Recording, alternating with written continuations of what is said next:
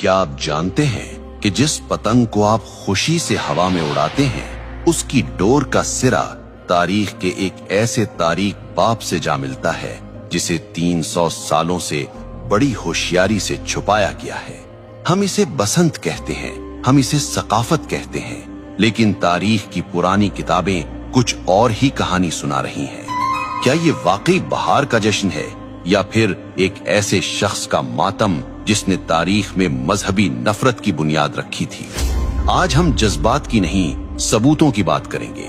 आज हम तारीख के उस बंद दरवाजे को खोलेंगे और आपके सामने वो हकाइक रखेंगे जो शायद आपसे हमेशा छुपाए गए।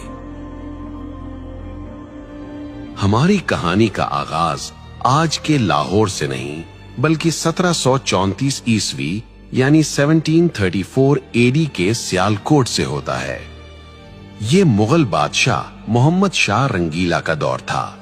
सियालकोट के एक मदरसे में मुस्लिम और हिंदू बच्चे साथ पढ़ते थे। तारीखी किताबों के मुताबिक एक दिन बच्चों में बहस छिड़ गई।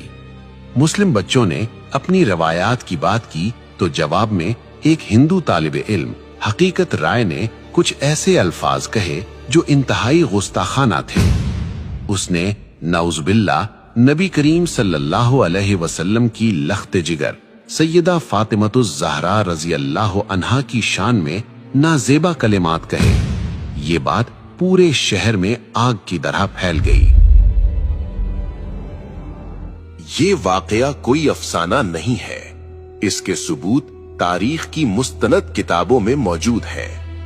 लाला सोहन लाल सूरी, जो सिख दौर के सरकारी मौर्रिख थे, उन्होंने अपनी किताब उम्दतुत तवारीख की जिल्द अव्वल में इस वाक़े को तफसील से लिखा है। इसी तरह मशहूर मुसन्निफ गणेश दास वडेरा ने अपनी किताब चार बाग़े पंजाब में इस गुस्ताखी का जिक्र किया है। मामला हाकिम लाहौर जकरिया खान के पास गया।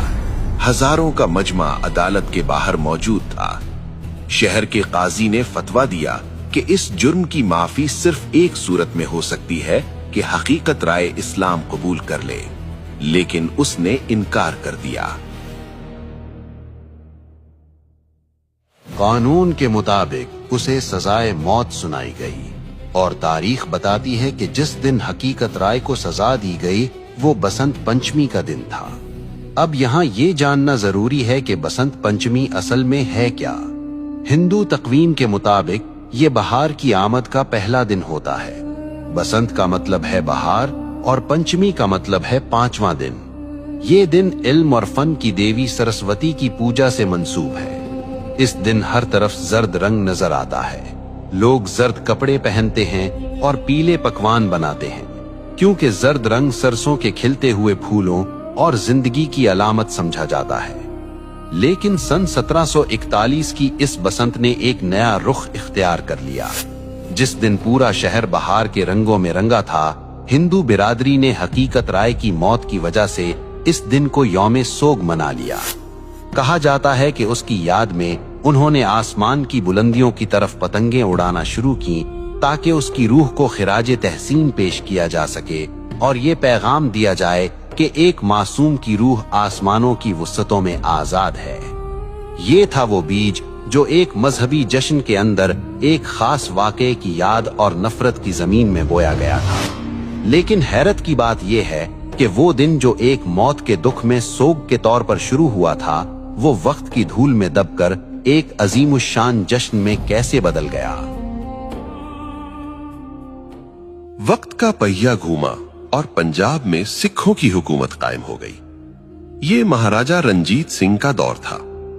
रंजीत सिंह ने देखा कि बसंत का त्योहार लोगों में मकबूल है।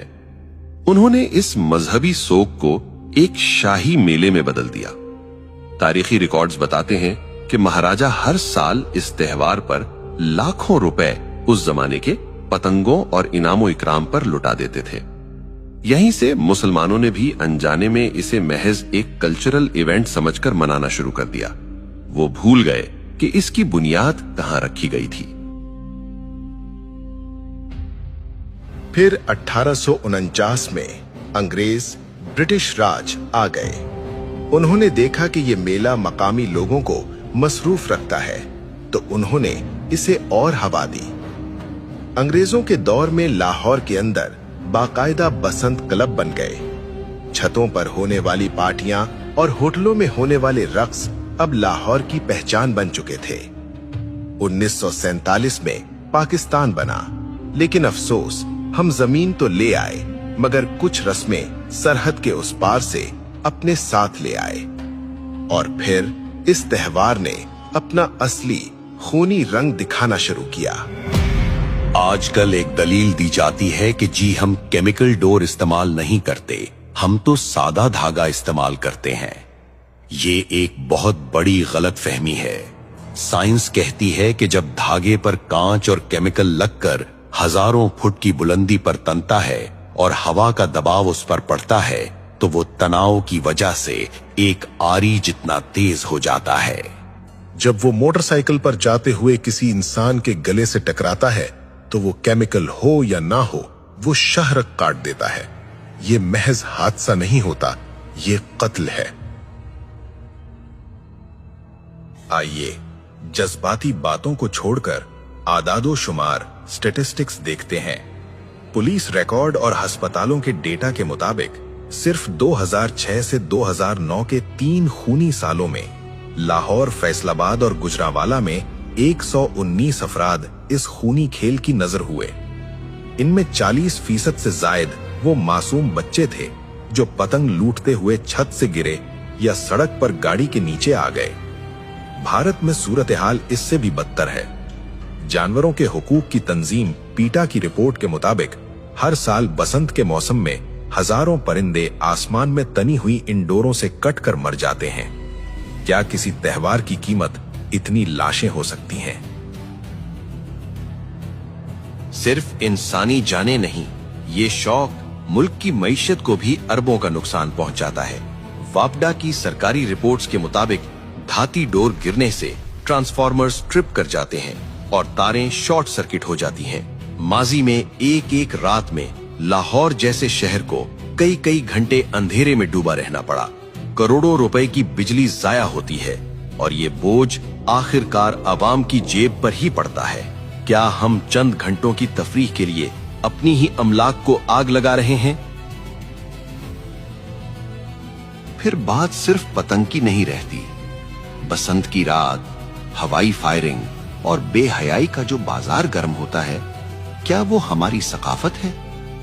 एक तरफ दुनिया भर के मुसलमान गजा और फलस्तीन के बच्चों के लिए रो रहे हैं और दूसरी तरफ हम अपनी ही गलियों में अपनी ही खुशी के लिए अपने ही लोगों का खून बहा रहे हैं। क्या ये बेहिसी की इंतहा नहीं है? सवाल ये है कि अगर बसंत नहीं तो फिर क्या? हमारे पास ईदैन की खुशियां हैं, हमारे पास खेलों के मैदान हैं, PSL है, क्रिकेट है, सियाहत है। हम वो कौम हैं जिसने दुनिया को तहजीब सिखाई। हमें अपनी खुशी मनाने के लिए किसी ऐसे त्योहार की जरूरत नहीं जिसकी बुनियाद में नफरत हो और जिसके अंजाम में मौत हो। आज फैसला आपके हाथ में है। जब आप बाजार से डोर खरीदें तो एक बार सोच लीजिएगा, कहीं आपके पैसे किसी मां की गोद उजाड़ने के काम तो नहीं आ रहे। ये पतंग की डोर नहीं कट रही, ये हमारी अकदार कट रही हैं। तारीख गवाह है कि जो कौमें अपनी बुनियाद भूल जाती हैं, वक्त उन्हें मिटा देता है।